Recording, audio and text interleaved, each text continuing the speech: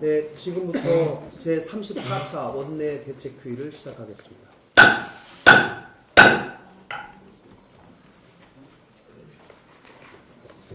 네, 어제 3월 임시국회 소집요구서가 제출되어서 7일날 임시국회가 개회됩니다. 정말 다행입니다. 그러나 엄밀하게 말해서 제대로 된 국회 정상화는 아닙니다. 국회 의사 일정에 합의된 것이 아무것도 없습니다. 또 임시국회에서 무엇을 핵심으로 진행할지도 결정된 것이 없습니다. 그러면서 민주당과 한국당은 마치 경쟁하듯이 임시국회 소집 요구서를 제출했습니다.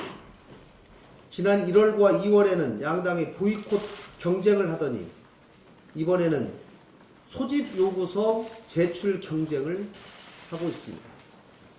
양당은 민생을 위한 경쟁이 아니라 자존심 경쟁을 하고 있습니다.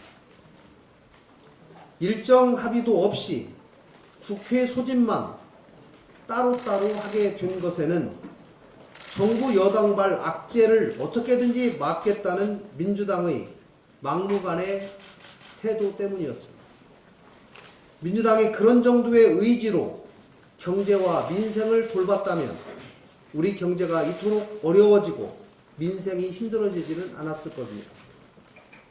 무엇보다 국가 권력을 견제하며 균형을 잡는 일은 국회가 해야 할 마땅한 의무입니다.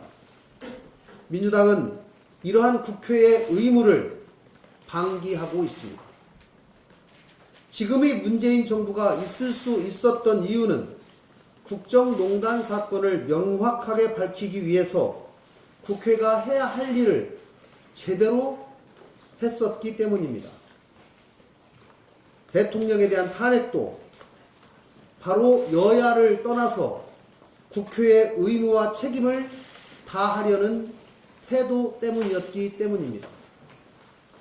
민주당은 이 점에 대해서 분명하게 맹성해야 합니다. 이번 3월 임시국회 소집은 교섭단체 간 합의도 없이 열리게 되었습니다.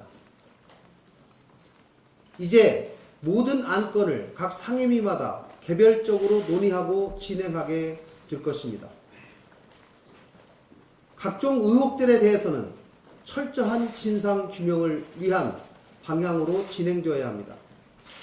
필요하면 상임위 차원의 질의 수준을 넘어서 청문회, 국정조사, 특검 등의 도입도 논의되어야 할 것입니다. 민주당은 각종 쟁점 사항에 대해서 국회로서 책임과 의무를 잊지 말고 야당이 요구하는 진상 규명에 대한 요구를 받아들여서 진행해야 합니다.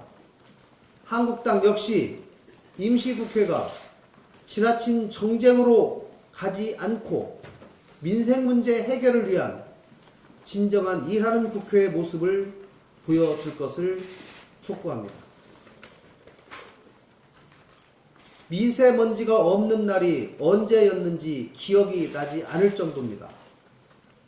서울 지역의 경우 지난달 20일부터 어제까지 13일 동안 초미세먼지 농도가 보통을 기록한 날은 단 하루에 불과했습니다. 이러한 최악의 대기 상태는 문재인 정부가 취임한 이후 지속되어 왔습니다. 정부 차원의 대책을 내놔야 할 때가 훨씬 지났지만 문재인 정부는 여전히 하늘만 쳐다보고 있습니다. 현재 국회에 미세먼지 대책과 관련해서 접수된 법안이 53건이나 됩니다. 모두 계류 중입니다.